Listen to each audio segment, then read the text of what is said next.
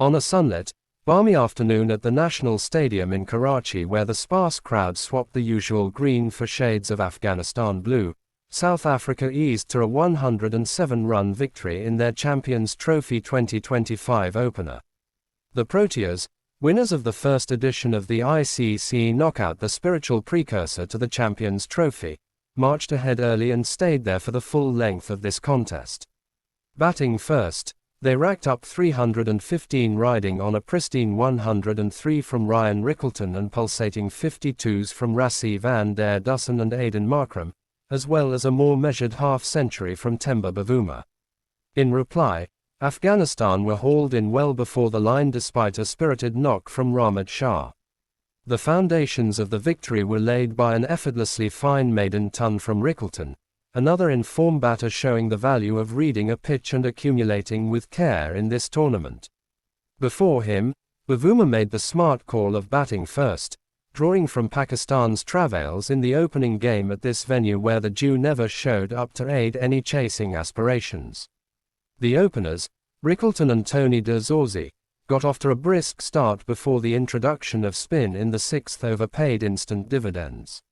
Veteran Mohammad Nabi, who became one of only 5 players to make a Champions Trophy debut aged 40 and above, struck with his first ball as de Zorzi pulled a short ball straight to mid-on after having added 28 for the first wicket. At the other end, Rickleton found a string of boundaries in the power play, and while he hit the paces largely in the V, he was unafraid to mix it up against the spinners and used his sweeps, both reverse and conventional, to good effect. Bavuma played the ideal foil by turning the strike over and keeping the scoreboard ticking from both ends. Afghanistan suffered a scare in those early exchanges as swing bowler Fazlhaq Faruqi hobbled off the field with apparent discomfort after finishing his 5-over spell, but did return at the death to send down 3 more overs.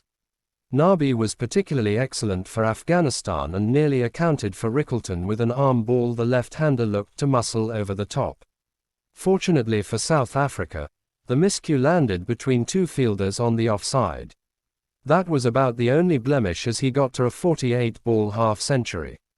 Bavuma was less adventurous with his stroke play but still got to a 63-ball 50, surviving an Afghanistan review for a caught behind along the way.